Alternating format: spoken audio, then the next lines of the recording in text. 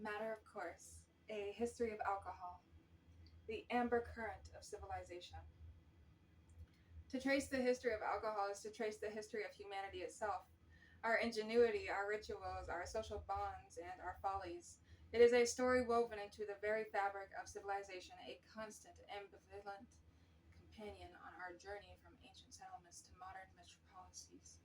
It has been a sacred offering, a medical tonic, a social lubricant, a economic engine, and a destructive vice. Its story is our own, unless you've never drunk alcohol before. But if you're an American or wherever you're from, alcohol has been all around the world. So this applies to you if you're a human being.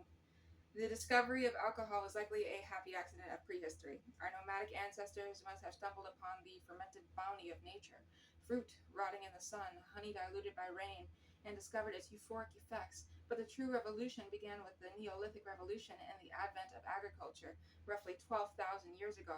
The same grain surpluses that allowed for stable settlements also allowed for the deliberate production of beer and wine. Archaeological evidence from ancient China, Egypt, and Mesopotamia reveals not just consumption but sophisticated production. At the Godin Tepe site in modern day Iran, chemical analysis of jars from 3400 to 3000 BCE, should be around, confirms the presence of beer. In ancient Sumeria, the Haim Tenkasi, 1800 BCE, serves as both a prayer to the goddess of beer and a detailed recipe for its production. In these ancient worlds, alcohol was deeply intertwined with the divine and the medicinal. The Egyptians saw beer as a gift from Osiris, essential for daily life and the afterlife. The Greeks worshipped Dionysus, a god of wine and ecstasy, whose cult represented both creative frenzy and dangerous liberation. Romans venerated Bacchus. Across the ancient world, wine and beer were safer to drink than water, which was often contaminated. They provided calories, nutrients, and a brief respite from the hardships of life. Physicians from Hippocrates to Galen prescribed wine for a myriad of ailments, from pain relief to disinfecting wounds. The Middle Ages saw alcohol's role as a dietary staple solidified, particularly in Europe.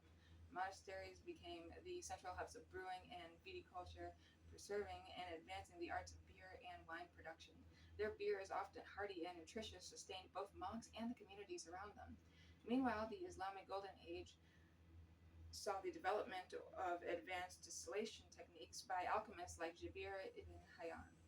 Though initially used for perfumes and medicines, this technology, the alembic, would eventually make its way to Europe, paving the way for spirits. This was the true game changer. Distilled spirits, whiskey, brandy, gin, vodka packed a powerful punch. They were more efficient to transport than beer or wine and had a longer shelf life. This also marked the beginning of alcohol's more destructive relationship with society.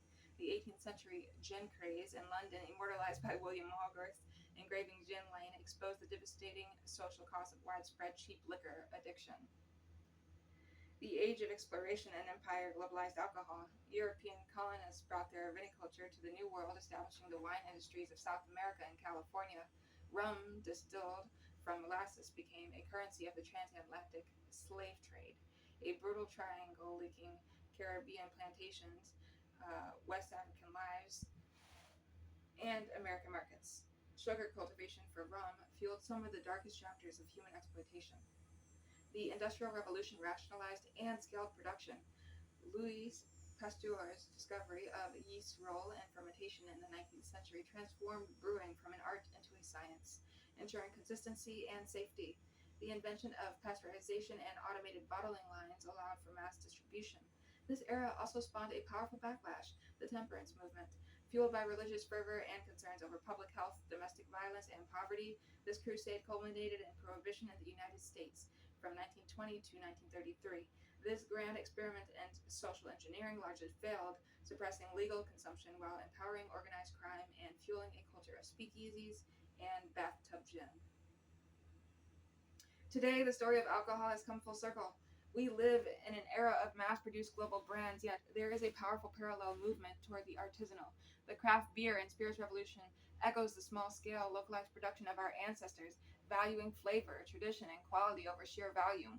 Science has given us a more nuanced understanding of alcohol's health impacts, recognizing the benefits of moderate consumption, particularly of antioxidants in red wine, while clearly delineating delineating the severe dangers of abuse. From a chance discovery in the ancient world to a globalized industry, alcohol has been a mirror reflecting humanity's highest aspirations and deepest flaws. It has inspired poets and toppled empires, sealed treaties and broken families, sanctified rituals, and fueled debauchery. It is a paradox in a bottle, a creator and a destroyer, a medicine and a poison. Its history is a testament to our endless quest for communion, alteration, and comfort, a quest as old as civilization itself.